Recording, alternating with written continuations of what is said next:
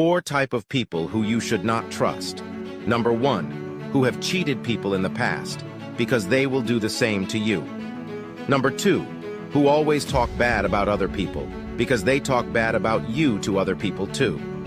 Number 3, who never take actions on themselves, because they are lacking in awareness, motivation, and responsibilities. Number 4, people who do not accept their mistakes in anything, because they have their own ego problem to deal with.